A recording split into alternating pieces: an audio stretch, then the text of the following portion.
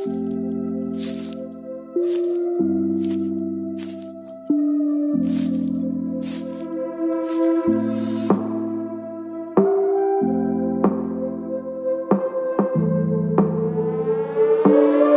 name is Cassy Summers. Welcome to the Curious Universe podcast.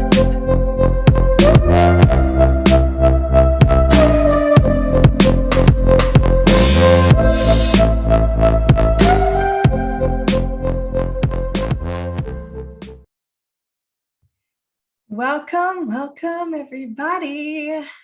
We are almost at the big V Day. Do you know what I'm talking about here? I'm talking about Valentine's Day.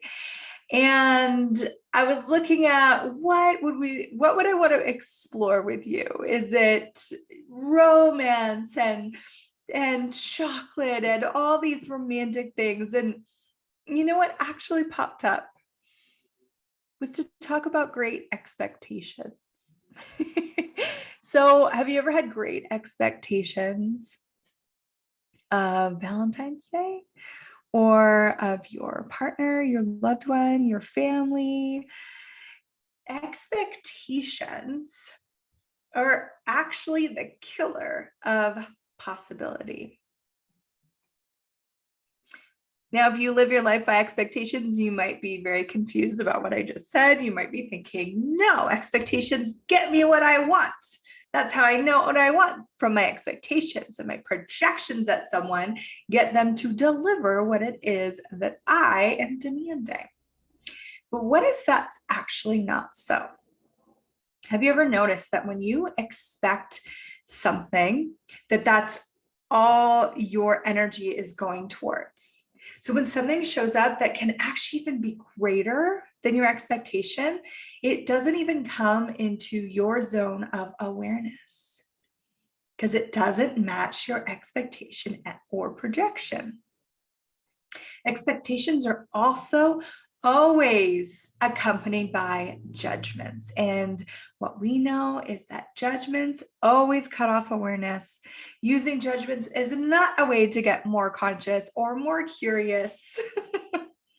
So what great expectations have you had that have kept you from having a Valentine's Day greater than you ever could imagine? It could be for special events. I had a friend that always had great expectations for her birthday. They were so grand and glorious, but no one could ever meet her expectations. So even though it would be a wonderful day and she would receive beautiful gifts and beautiful acknowledgments and people would be there to celebrate her, because it didn't match her expectation, she never actually received any of it. And she expected to not have her expectations met, which created that. So we can use expectations as though that's a way to get what we want, but we also use expectations to make sure that we never get what we're truly asking for. So have you decided, do you expect the people around you to not show up for you? So even if there's a time where they might have showed up for you, if you have an expectation that they won't, it's harder for you to receive it. Do you get where we're going here? Are you starting to notice how expectations actually kill receiving? Now let's look at expectations that you have of you. Yes, if you're a perfectionist, I'm calling you out right now. If you have great expectations of yourself, I'm going to invite you to look at a different possibility. If you expected nothing of you, but also had total commitment to your life and living, what could you achieve? Now I know people live their lives from zero expectation, but they also can have this, they have zero drive. They're not out creating, they're not looking for more, they're not choosing more. They're kind of just, letting life happen to them, taking whatever shows up and just kind of rolling with that. If you are one of those movers, shakers, creators, you like to actualize things, you like to take action, you might think that your expectations are the thing that drives you. What if it wasn't? What if the expectations you have of you or of whatever it is you're driving are limiting it? What if it's actually something different? What if you have a level of commitment to your life and living that you've never acknowledged? So in that level of commitment to your living, you're going to show up, but you're not showing up from expectation. If you are showing up from expectation, then how much judgment do you have to have of you? Did you show up correctly? Did you show up enough? Did you show up at the right time? Did you show up at the wrong time? You're continuously calculating, concluding, and judging yourself when you're functioning from expectation. If you had no expectation, but total commitment to your life and your living, you would show up however it was required for you to show up to create a greater life and living. But it might not be all in your brain. It might just be an energetic awareness of what was required. How free could you live from that space? So, great expectations. What other great expectations do you have? What expectations, what projections, separations, rejections, and judgments do you have keeping you from enjoying this time of romance, this time of love? Maybe you don't have a partner, so you're expecting and projecting to be alone or to feel lonely. Maybe you're expecting and projecting that it's and judging and separating from it. It doesn't matter to me. So you've actually separated from the desire to have maybe the romance and all of the lovey stuff, but that separation keeps it out here. Or maybe to you, Valentine's Day is something that, Hallmark created. It's something that the card companies came up with. So you would buy their cards so that you would buy the chocolate and the flowers. So that could come from a space of awareness and an awareness that, this celebration doesn't really connect to me. But notice the difference when you're doing separation, rejection, rather than awareness. So are you rejecting the romance? Are you rejecting Valentine's Day as though, from the expectation, as though that is freedom? What if rejection isn't freedom either? If you could receive from anyone in anything, that would include silly holidays that are created to pull on the heartstrings of all the romantics out there. You could open the doors of receiving to receive whatever is possible beyond what you ever imagined from anything, including Valentine's Day. I used to separate a lot from Valentine's Day. I didn't really get it. I didn't really buy into it. It seemed kind of silly to me. And I noticed a lot of people around me going insane about it, having hurt feelings about it. And I was kind of like, I don't know if I want anything to do with that. So separate, reject it. Then here I am years later, divorced, 2 little kids. Valentine's Day cards are going on at school and all this stuff. And so I started to get curious. what could I create with all these energies going around in the world for this day, on this day? What could I create with this energy? So these energies are already here because we have, depending on what country you're in, you might not even have Valentine's Day. But in North America, it's kind of a big thing. Everyone knows Valentine's Day. They even talk about it in school. And so there's a lot of alignment and agreement of this day. And then there's those that have resisted and reacted to this day. And it's up, it's here. You're in the stores, you're seeing the boxes of chocolate like before New Year's is even over. You're seeing all the reds and the pinks and the whites come out, all the colors. You see the marketing, the branding, all of these things are showing up. It's already here. There's an energy here that you can play with, you can receive from, you can explore and get curious about, or you can separate from it. You can reject it. You can align and agree with it. You could have expectations and projections. What would actually be more fun?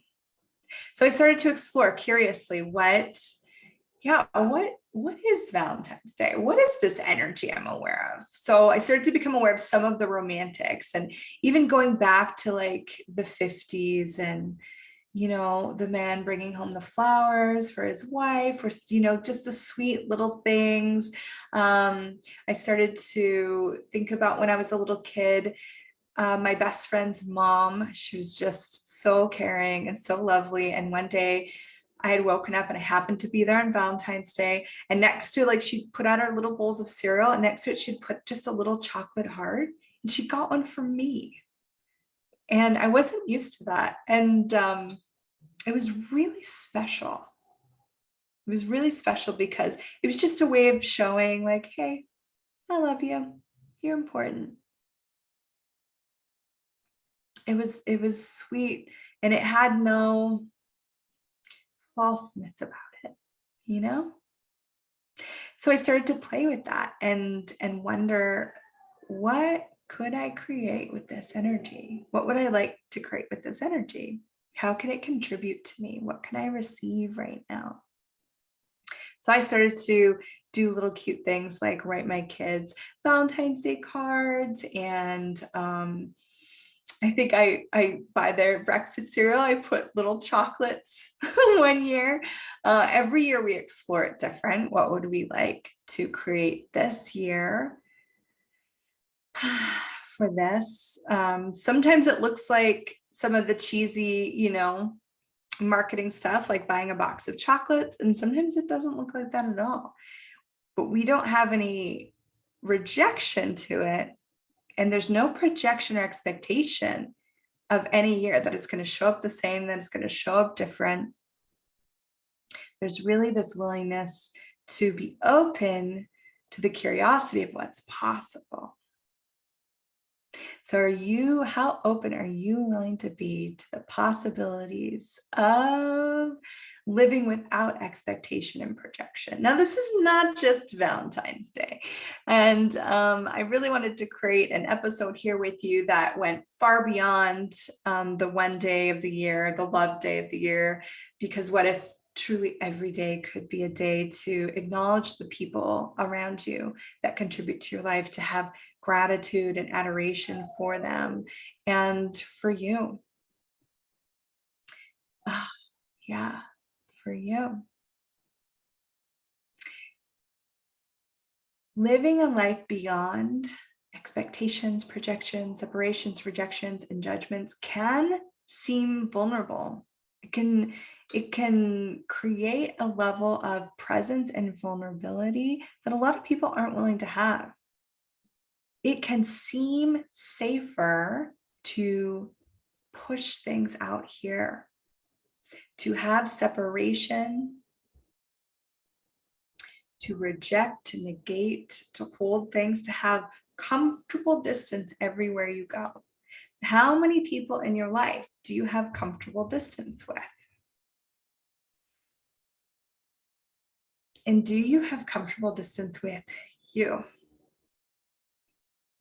You, you, the infinite being that you are. How much comfortable distance have you actually created there?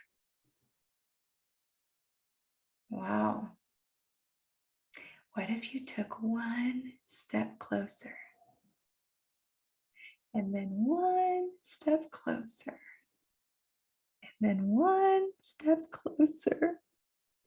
What if you were actually willing to melt the separation, melt the rejection of you, melt the expectation of you and the projection of you? What would it be like to live from that space? Do you have separation from your body? Do you expect your body to perform a certain way, to look a certain way, to age a certain way or not age a certain way? Do you have expectations and projections and judgments and separations and rejections of your body? Well, is that going to create more possibility and more communion with your body? Or is it going to maintain that comfortable distance? What if you took one step closer to your body, even if just for today?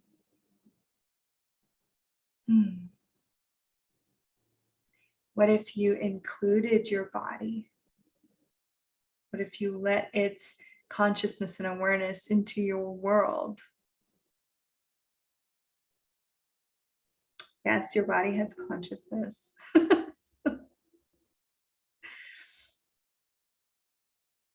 What if you melted some of that separation now?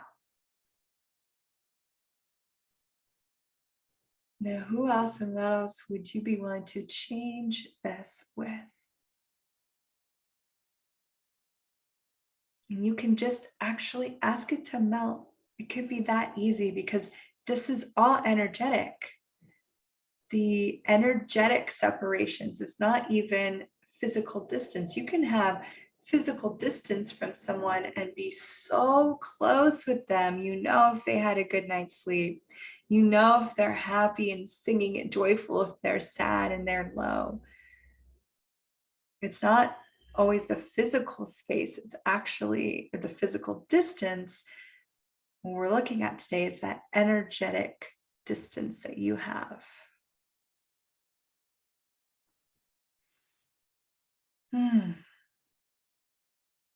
So these expectations and projections, some of them might not even be yours. You might have carried on the torch of the expectations and projections. I know some people, they have like family legacies, right? And they're carrying on that torch, and there's an expectation and a projection of what it means to be a part of that family, what it means to be a part of a group, some kind of group you're a part of, or a religion that you're a part of. It could be a club, it could be a group of friends. There's different job titles. So what are the expectations and projections of being a teacher? What are the expectations and projections of being a truck driver? What are the expectations, projections of whatever your occupation is? And all the definitions of you have their own set of expectations and projections. It's a little mind-boggling.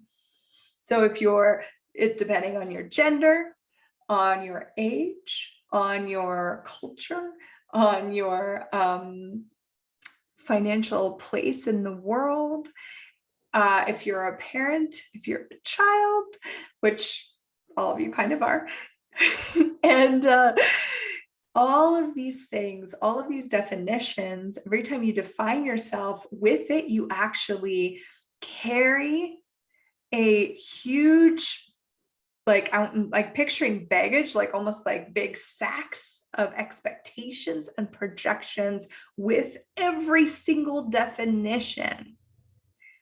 Oh, don't you just want to lay down? Take a load off? Drop some of those bags. Drop some of that baggage. So what do you personally use expectations, projections, rejections, separations, and judgments for? What do you use them for? And does it actually work? So let's take this let's bring up the Valentine's Day thing again, okay? Let's say you have an expectation or projection of what it's supposed to look like. Okay, what did you decide you were going to get? What's the reward what's the reward for having the expectations and the projections? Maybe you thought that's how you know what you want, or maybe you thought, like I said before, that it's going to drive people, it's going to move things so that you get what you're looking for. It might work to some degree, it might work to some sense of control, but imagine the infinite possibilities if you had no expectations or projections.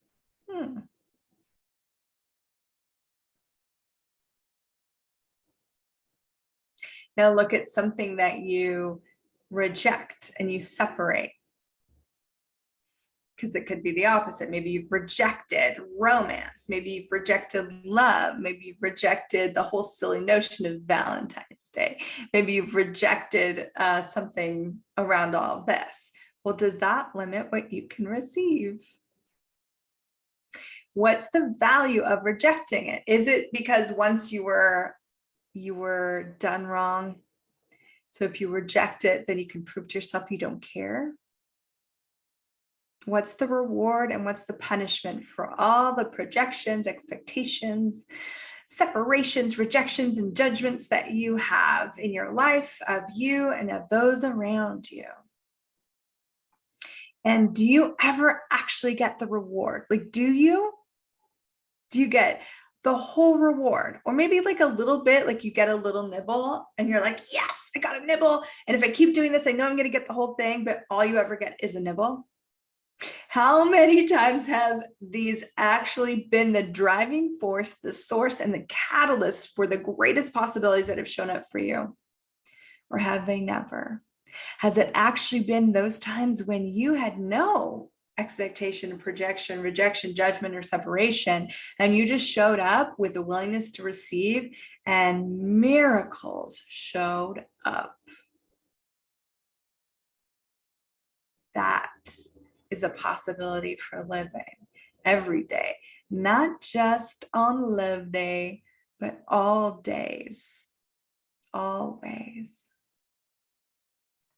So you can look at where you have this with partners, with friendships, with anyone in your life. And it's so simple to start to clear it energetically. Get curious. Ask yourself, what are my expectations and projections of this person? What are my judgments of this person? What are my separations and rejections of this person? And you can write it all down. I love lists. I love making lists. It just creates clarity in my world somehow. So you can write it down. Start with projections, expectations. What are my projections and expectations of this person? And you can do it of yourself. I dare you to do it for yourself, but also for all the other people in your life. So you make that list. Okay, what are all my projections and expectations of me for these people? What are all my judgments of me and these people? What are all of my separations of me? And there's some energy on that one.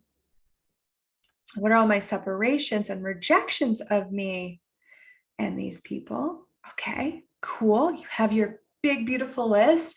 And now you're going to actually let all of it go. You're going to destroy and uncreate it. You're going to melt it out of existence.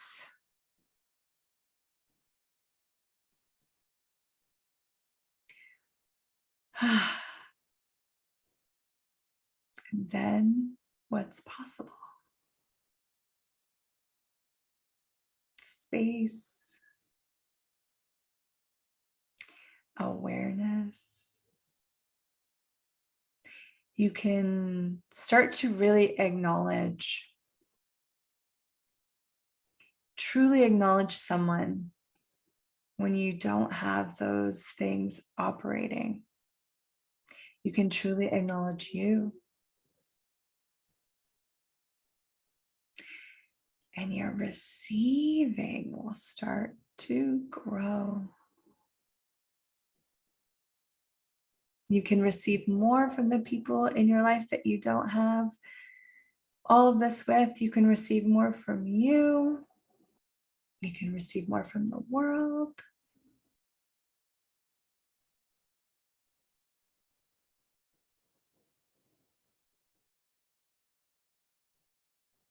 What if you started to function even 4% more this way in your life? With your body, with your money, with your family, friends, lovers, partners, with your coworkers, your boss, your kids. Would you be willing to explore curiously a life without projections, without expectations, without judgments, rejections, separations? I do wonder. I am so curious to discover what that creates for you. And you might notice as you start to get more free of this that you want to have more and more and more and more of that freedom. That's great. You can do the list again. Do it in 3 months from now or 6 months from now. What's going to occur is that you will go into deeper layers of it. Because once you've handled the top, you've scooped off the top. Okay, cool. Got the top. You're going to find there's some deeper stuff maybe going on. And I said this before, some of these projections and expectations, these rejections, these separations, these judgments, they're not even yours.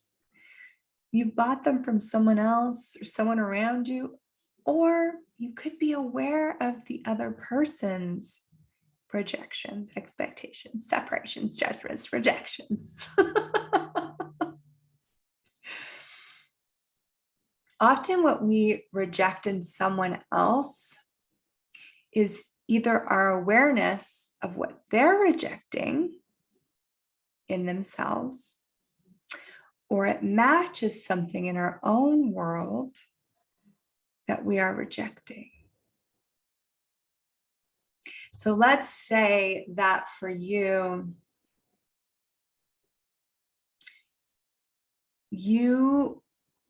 maybe let's say you were told that you were just too much. Maybe you talked too much, or you were too loud, or you just were too much of an energy, or just whatever. You're just too much. And you made that wrong about you. That's the beginning of rejecting something about you, when you've gone into the wrongness. Now, to make anything wrong, we need to use judgment. So you take the judgment and you go, okay, I'm going to make that wrong. So you take the too muchness of you. You use the judgment to turn it into something wrong. And now you want to separate from the wrongness of you, and you want to reject any part of you that matches what you've made wrong about you. And now when someone comes along that has a similar vibration to what you here have done all this hard work rejecting, you cannot receive that from them, because it would start to undo all of this work that you've done. So you must then judge them, reject them, or these aspects of them, and separate from them to keep in existence this judgment that you have of you. And you must project and expect those judgments all over the place. Do you see this, how this starts to work as we unravel, as we unweave this together? Are you starting to get a sense of where you might be doing this? So what have you been rejecting about you, judging about you, and separating about you that keeps you from receiving infinitely from others?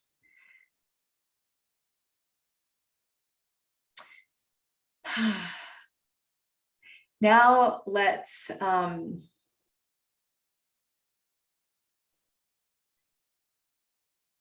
look at what it would be like to let that go, to embrace the too muchness, not judging it now as right, because now again we're just using judgment as though, so we've turned it this way into the wrong, and we think if we can judge it as right, then now we can have it.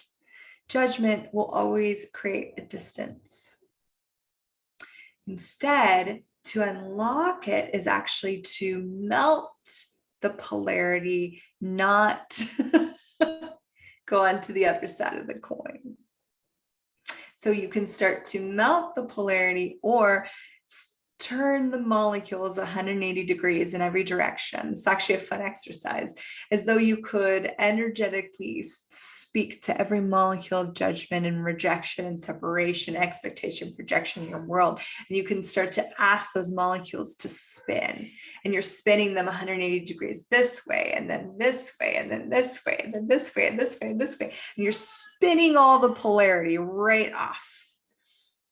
You're destroying and uncreating everything that you chose that created all of this, because you did choose it. Someone made it, maybe was the catalyst. They maybe were the source for the judgment, but your choice to align and agree with it and make it real, that's what's creating this in your world. Start to allow all that polarity and all that judgments to come off. So now you could play with this the other way. Let's say there's particular, so get a sense of someone in your life that you just like, maybe you're like, your shoulders go up when they come close. You're just like, oh, there's something really annoying about them, or something frustrating about them. There's something that just kind of irks you, or it's just kind of there in your world. Okay. So now look at this question. See what pops up for you. What are you rejecting about them? What are you trying to separate from regarding them? Let that awareness creep in. Let your curiosity explore and discover all that awareness. Okay. Now, is there anywhere that in your world you're rejecting or judging this very thing? Or something that vibrates on a similar frequency. So maybe it's like, oh, that person talks too much. They just talk and they never stop talking, and they never ask me a question about myself. They're just constantly talking and pushing out energy at me about whatever it is that they think is so important about them. Okay. That's a great one, I think. So get a sense of that. Did you ever have a moment as a child when maybe you were talking and your parents were like, stop, shh, quiet, stop talking. It's not appropriate to talk here. You're talking too loud. Keep it down. You're talking too much. Or your parents ignored you. They did the parent,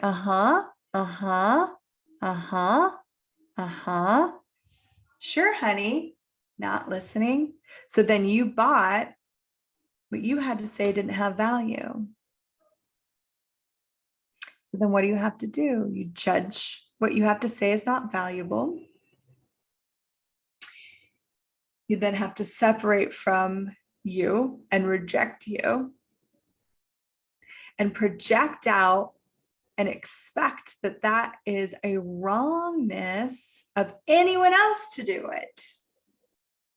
Because, hey, we all know that this is wrong because you bought it as wrong about you. We're going in kind of deep today. I'm enjoying this. Go into the layers of the expectation projection realm. Here we go. Here we go. What can occur in these instances when you can get aware of how this plays out for you, when you can get aware of what is this thing that drives you nuts about this person, and where is it playing off of something in your world, you can dissolve it from within. You can dissolve that projection, expectation, rejection, separation, judgment that you have of you. And then what often occurs is that person might still talk forever, and it might not be that enjoyable because maybe what they're talking about isn't very interesting to you, but the charge is going to melt away. The charge of when they come around, your shoulders aren't going to do this. You're not going to get all kind of annoyed. And then you can actually be into the question of what can I receive from this person? What contribution is possible here? That means gifting and receiving. Then the whole world becomes your playground and you get to receive from anyone and anything. And you can still say, oh, I have to go. Thank you so much for chatting, but I actually have something I need to get to.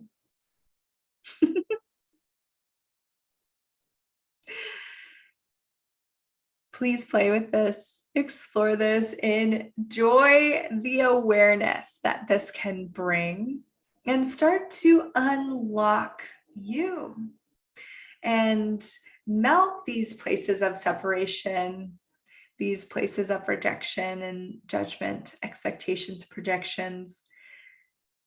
Because my sense is that if you could walk through life with such curiosity, and you cannot be curious while having expectations. Those don't really work because curiosity in itself melts expectations.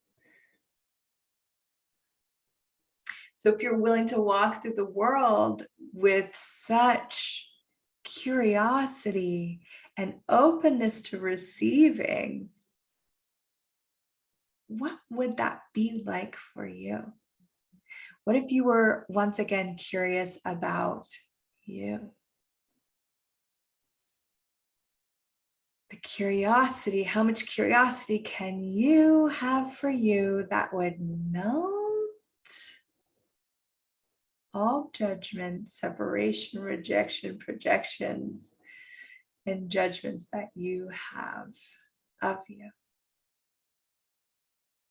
Allow that curiosity to be the magic wand that infiltrates and transforms your world. Because it can if you let it. Have way too much fun exploring. We'll see you in the next episode. Thank you for exploring the curious universe with me.